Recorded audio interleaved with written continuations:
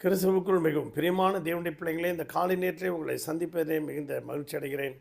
கர்த்தர் ஒவ்வொரு நாளும் நம்மை போஷித்து பாதுகாத்து பராமரித்து வருகிறதை நினைத்து கர்த்தரை ஸ்தோத்திரிக்கிறேன். சென்னையில் வேலைச்சேரியுள்ள எளிமை சபை வழங்கும் அனுதினம் அண்ணா. ஆண்டவராகிய இயேசு கிறிஸ்து அனுதினமும் 5 நிமிடம் உங்களோடும்.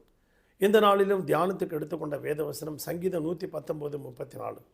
எனக்கு உணர்வை தாரும், அப்பொழுது உம்முடைய வேதத்தை நான் பற்றி கொண்டு நாள் முழுவதும் அதை கை கொண்டு நடப்பேன் என்று சொல்லுகிறார். பிரியமான தேவனுடைய பிள்ளைகளே, நம்முடைய வாழ்க்கையில் சிறிய தவறுகள் செய்யும்போது உணர்வுள்ள இருதயம் இருந்தால் தேவன் அங்கே குடியிருப்பார், தேவன் அங்கே வாசம் பண்ணுவார். அப்படியாக 2 நபர்கள் ஒரு முனிவரிடத்தில் வந்தார்கள். ஐயா, நான் ஒரு பெரிய பாவம் செஞ்சிட்டேன், எனக்கு என் மனசில் சமாதானமே இல்லை அப்படின்னாராம்.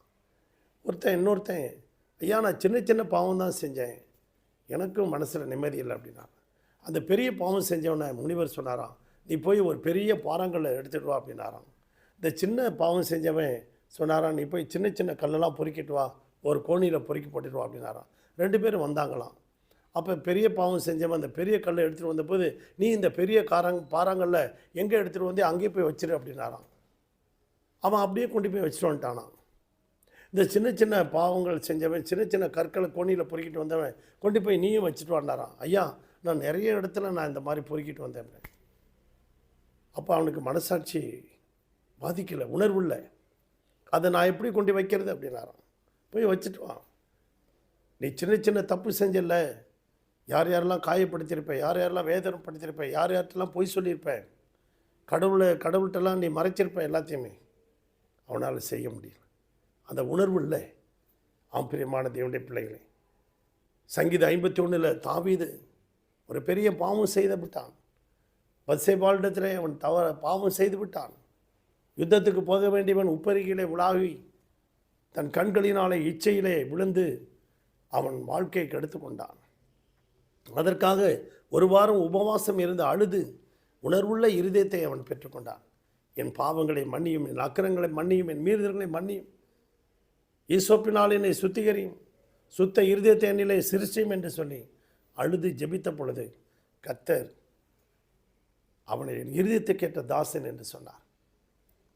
அருமையான தேவனுடைய பிள்ளைகளை ஆடு மேய்த்து கொண்டிருந்த அவனை கர்த்தர் ராஜாவாக உயர்த்தினார். அப்படியாக இளையகுமாரன் பரத்துக்கு விரோதமாக நான் பாவம் செய்தேன், என் தகப்பனுக்கு விரோதமாக பாவம் செய்தேன் என்று சொல்லி அந்த உணர்வுள்ள இருதயம் வந்தது.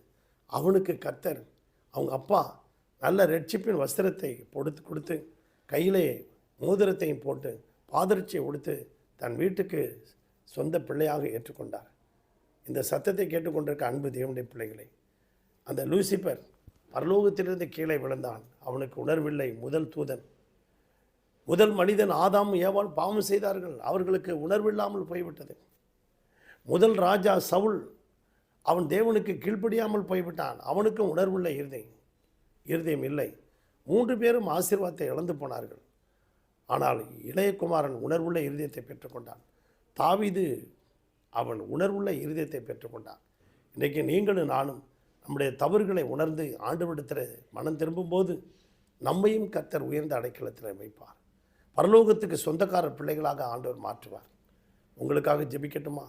பரலோக பிதாவை, இந்த சத்தத்தை கேட்டுக்கொண்டிருக்க ஒவ்வொரு பிள்ளைகளையும் ஆசீர்வதியும், ஒவ்வொரு குடும்பத்தையும் வேலையெடுத்து பாதுகாத்துக்கொள்ளும், அவர்கள் விருப்பத்தை நிறைவேற்றும்.